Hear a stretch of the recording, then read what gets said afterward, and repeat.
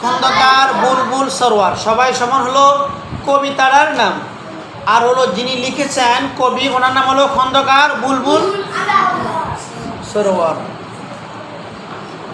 সাহাবীরা একদিন নবীজির সাথে মরুপাড়ি দিচ্ছিল মদিনার পথে। মানে সাহাবীরা একদিন আমাদের নবী হুজুর সাল্লাল্লাহু আলাইহি সাল্লামের সাথে কোথায় যাচ্ছিলেন? মরুপাড়ি দিচ্ছিল। মরুভূমি আছে না, এটা পার হতে যাচ্ছিল।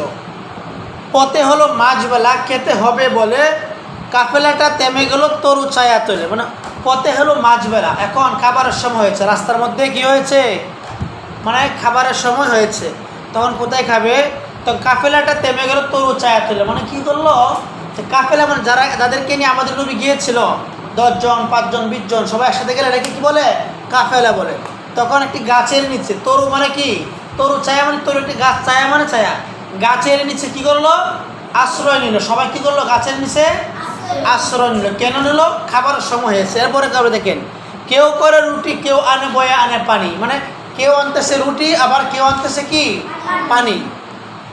নবীজি বলেন আমি কাঠ কেটে আনি। এখন নবীজি বলছে আমি কাঠ কেটে আনি, কারণ কাঠ কেটে না আনি তাহলে রুটি কীভাবে রান্না করব? ঠিক আছে না? নবীজি কি বললেন?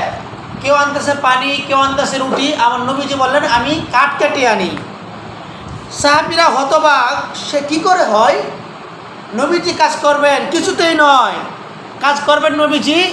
কিছুতেই নয়। সাহাবীরা বলতে না না, হইতে পারে না হুজুর, আমরা থাকতে আপনি কেন কাজ করবেন? ধরো আমি একটা কাজ করলে তোমরা বলো হুজুর আমি কাজটা করি, বলো না? সাহাবীরা যখন হুজুর সাল্লাল্লাহু আলাইহি ওয়াসাল্লাম ছিলেন, নবীজি যখন বললেন আমি কাঠ কেটে আনি, তখন সাহাবীরা না না, আর হতেই পারে না, নবীজি কাজ করবেন? কিছুতেই নয়। নবী কম, শুনো আমি তোমাদের ভাই। নবী কি বলছে? শুনো শুনো সাহাবীরা, তোমার শুনো, আমি তোমাদের ভাই, তোমাদের সাথে কিছু কাজ করতে চাই। আমি তোমাদের ভাই, আমিও তোমাদের সাথে কি করতে চাই? কিছু কাজ করতে চাই। কাজ নেই, সংকোচ নেই, অপমান। নবীজি বলছেন কাজের মধ্যে কোনো সংকোচ নেই, কোনো অপমান নেই, কোনো হিংসা নেই, কোনো অহংকার নেই, কোনো ভেদাভেদ নেই। আদম সন্তান মোরা সবাই ভাই ভাই। কবি সুন্দর করে কি করছেন, বুঝেছেন? এখানে আমরা কি বুঝতে পারলাম? যে এখানে কাজ করতে গেলে কেউ ছোট বড় হয় না, ঠিক আছে? এখানে বলতে গেলে নবীজি, যেখানে নবীজি কাজ করতে পারে সেখানে কি আমরা কাজ করতে পারবো না? অবশ্যই পারবো।